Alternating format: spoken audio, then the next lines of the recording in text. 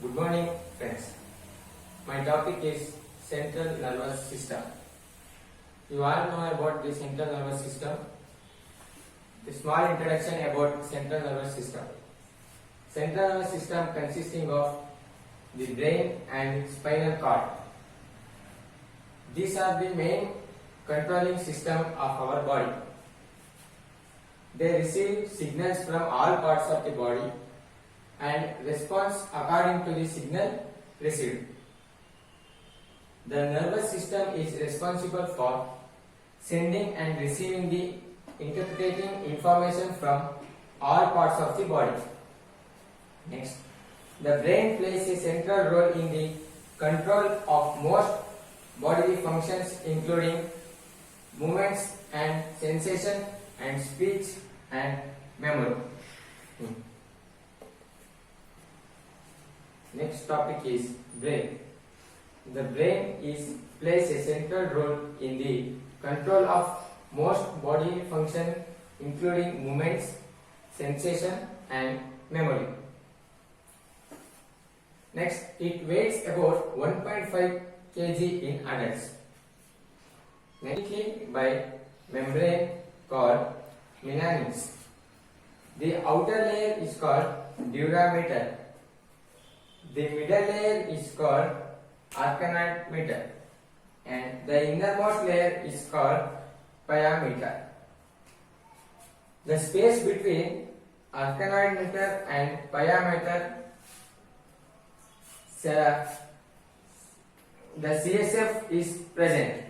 CSF means cerebrospinal fluid, and the brain is classified into three major parts. First one, cerebrum. Cerebrum is here. This is the large part of the brain.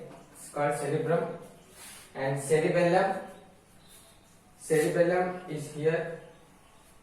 Next, medulla oblongata. Medulla oblongata is this one. Stop. Next, we briefly study about these three parts of the brain. Cerebrum. It is the largest part of the brain. It is the largest part of the brain. This is the cerebrum. It is the largest part of the brain. Next, it is responsible for receiving and giving information. There are two major parts in cerebrum. Here, two major parts: right hemisphere and left hemisphere. Right hemisphere and left hemisphere. Cerebrum is controls with learning, memory and personality. Next, cerebellum. It is located in the back of the brain and just below the cerebrum. This is the part, cerebellum. It is located at the back of the brain and just below the cerebrum. It should be the cerebrum, below the cerebrum. Next, it controls with the balance, movements and muscle tone and reflexes, stretch reflexes. These are the cerebellum. Next, medulla oblongata. It is about 2.5 cm long, which extends from the pons above and it continues with the spinal cord. It is the medulla oblongata. This is the medulla oblongata. It forms above the pons. Next, it contributive vital centers. Cardiac center controls the rate and force of contraction of the myocardium. Respiratory center controls the rate and depth of respiration. Controls the diameter of the blood vessels. Next, centers of vomiting, coughing and sneezing and swallowing of reflexes. Next topic is pons. This is the pons. It is the part of the brain which is situated in front of the cerebellum between the midbrain. It is the pons. It is situated front of the cerebellum. Front of the cerebellum between the midbrain. Between the midbrain. It consisting of large number of nerves and fibers. It also helps in regulation of respiration and involved in regulating to sleep. Next one is midbrain. This is the midbrain.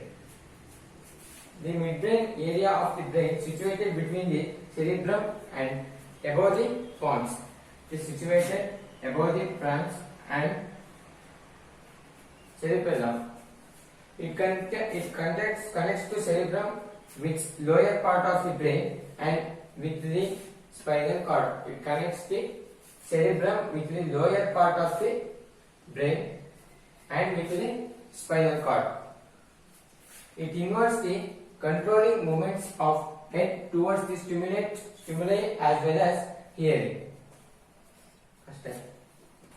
Next, spinal cord. The spinal cord is a large, long, narrow, cylindrical structure, approximately 45 to 50 centimeter and about 2 centimeter in diameter. It is located in the vertebral canal. It hollow tube containing CSF. It extends from the medulla oblongata and down the back. It extends from the medulla oblongata. The spinal cord will appear. 31 pairs of spinal nerves arises from the spinal cord. These nerves transmit information from body organs to the brain and from the brain to the all human organs. This is the small topic about central nervous system. Thank you.